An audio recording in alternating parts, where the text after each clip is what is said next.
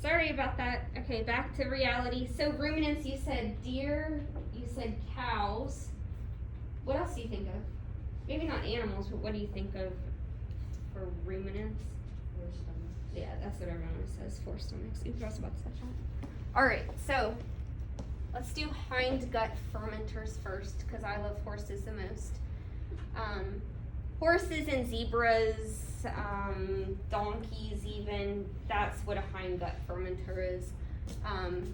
So these guys rely really, really, really, really heavily on their cecum. Remember I said the cecum is like, it helps us for whatever we don't get to digest and break down properly. Look at the size of theirs. Huge, massive. And that's what helps a horse break down its food. So some other creatures, rabbits actually are hind gut fermenters. I think that's interesting. What else? Are rats. Rats. Even though they eat meat, like, you know, rats will eat anything, right? Even rats are hind gut fermenters, and a rhino. I just thought that was cool. So this cecum is just massive, and if you imagine all of the hay or roughage that these creatures eat, it kind of makes sense. I mean, even cows, like, at least they're eating a lot of grass, right? But, like, imagine Finley out there. His diet consists primarily of that Timothy hay, and then he eats a little bit of pellets. So can you imagine living on hay and breaking that down to get your nutrients?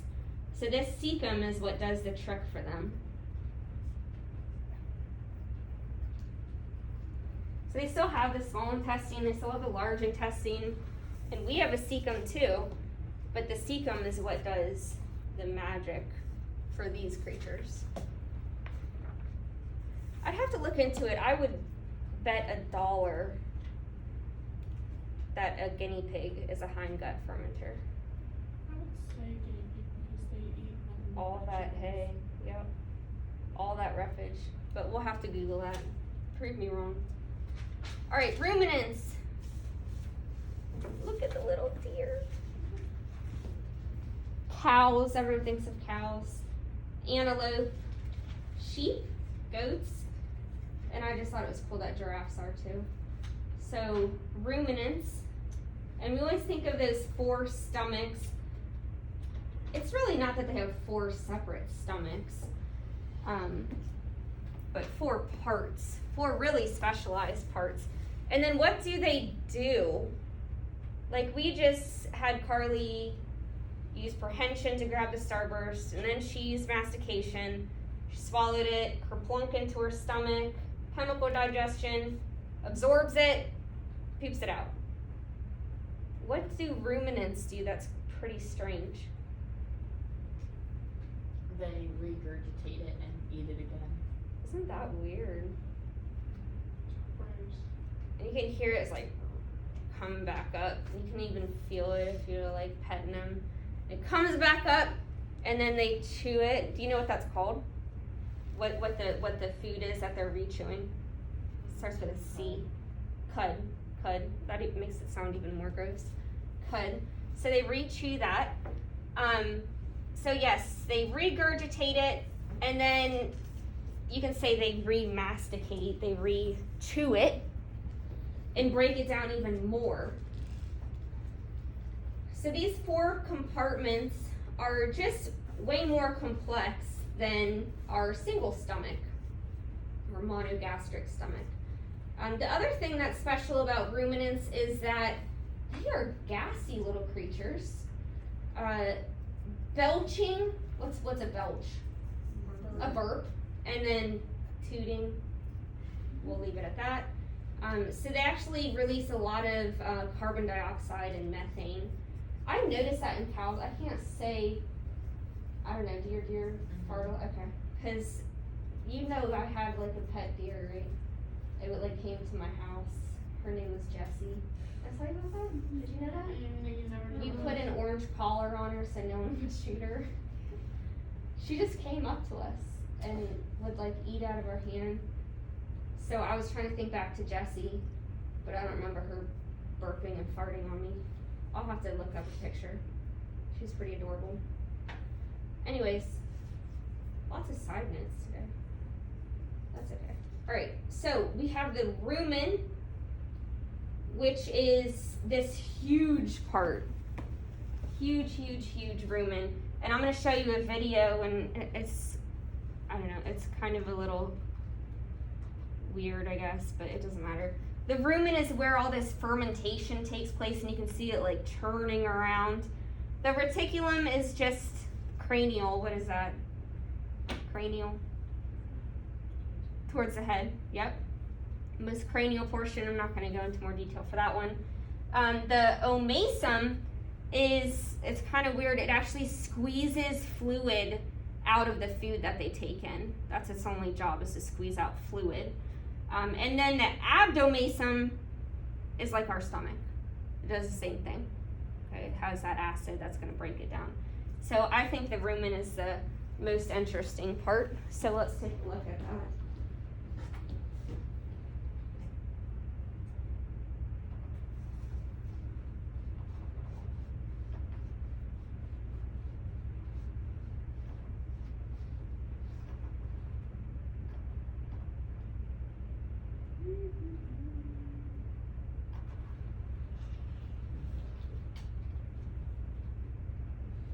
There he is. Look at this little guy. I like it. At the heart of this bond is the remarkable biology of the cow. A cow can eat pretty much anything and miraculously transform it into milk, meat, and a whole range of other products that sustain our daily lives. The key to the cow's success lies here, the rumen. It's sort of the belief of every school child that the cow has 4 stomachs. That's not really true. What it has is one true stomach, the abomasum, which is exactly the same as our stomach. Upstream of that is a multi-compartmental fermentation vat, fermentation chamber wherein live the microbes. Now when the cow goes out to graze, she eats the grass really as quickly as possible and swallows it almost unchanged. That comes into the rumen, and at that point it's really quite difficult for the microbes to penetrate through the cell wall and start the chemical digestion of plant fibers. So what the cow has also evolved is this really elegant mechanism of rumination. In this, she moves the food round in the rumen, and then a bolus of food is regurgitated, passes up to the mouth, and then she takes it in her mouth and chews it rather as old cowboys would chew tobacco, 20 chews on one side, 20 chews on the other. This breaks it up and it comes back down again into the rumen. The microbes, having done their work, then are passed out of the fermentation chamber into the abomasum, where they heroically die and give up their lives to provide protein for the cow to produce milk and meat for ourselves.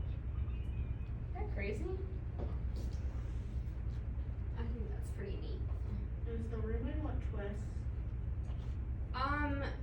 I think that's more so what twists. Yeah. Yeah. Just the bulk of it, you know, like, and all that fermentation creating the gas if they can't get rid of the gas. Yeah. Okay. Alright, you probably noticed this on your deer, Carly. That dental pad.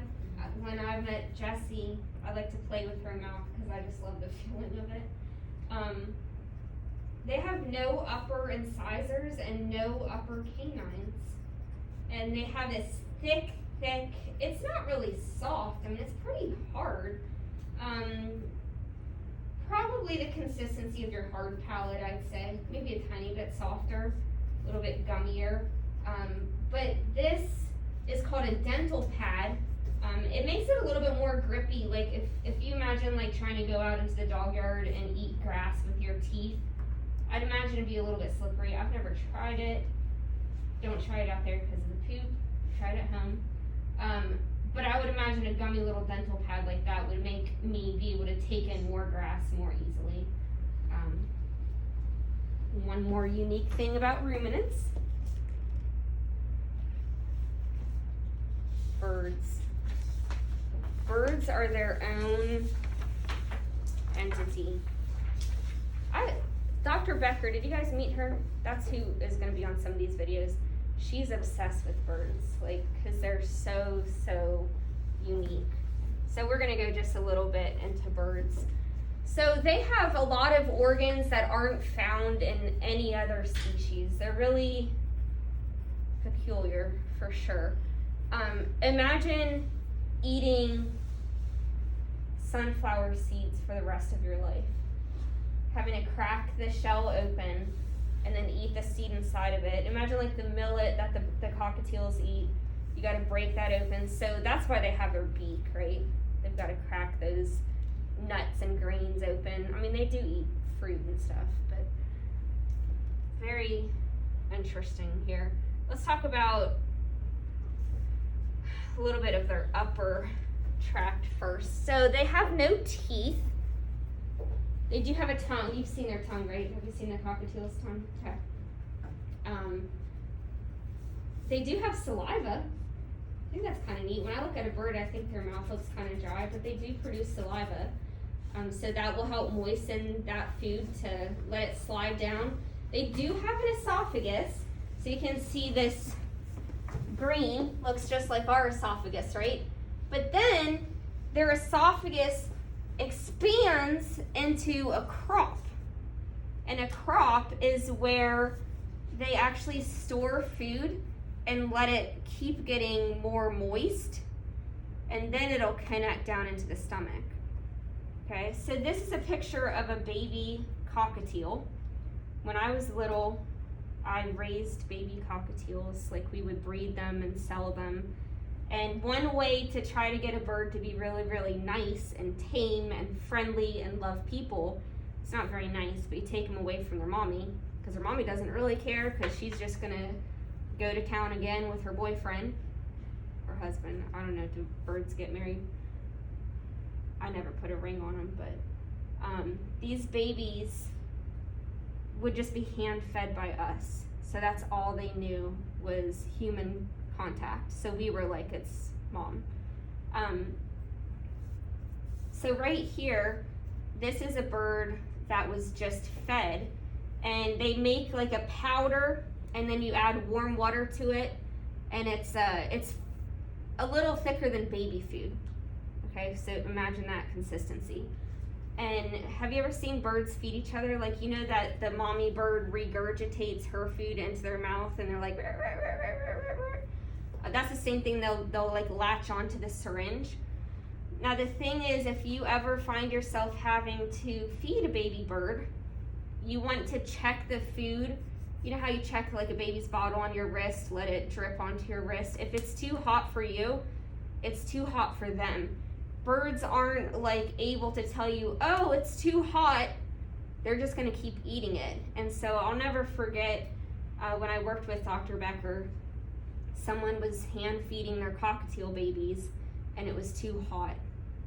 And literally, it was a little older than this guy because it had a little bit more feathering, but it burned from the inside of the crop to the outside. And we did surgery like all night on, I don't know how many birds. There were 7 or 8 babies, and not many of them lived, even with surgery. So that was a sad reminder to make sure that you test it, to make sure it's not too hot. Isn't that crazy, doing anesthesia and surgery on something this big? I miss that part of my job. I loved surgery. Look at this stomach. Have you heard of gizzards before? People eat gizzards. Fried gizzards. They have a stomach, but their stomach is in 2 parts. So like the ruminants have 4 parts, birds have 2 parts. A proventriculus, which is like our stomach. It does the same thing, okay? But then the gizzard is this really thick, muscular portion that grinds the food down.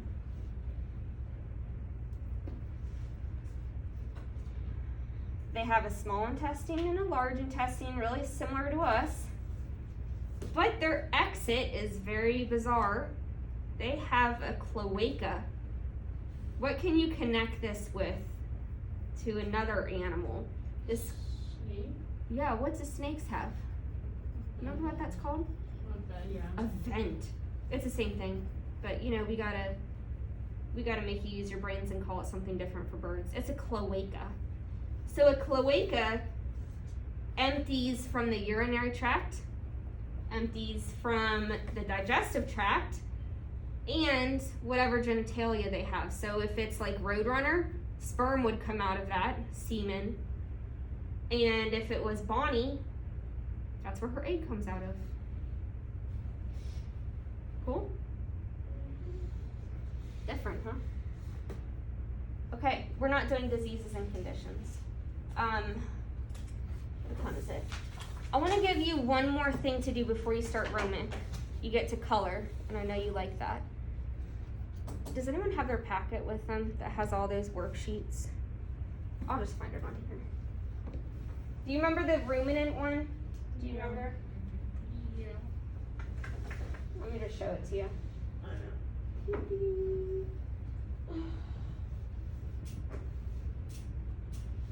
You guys can color this.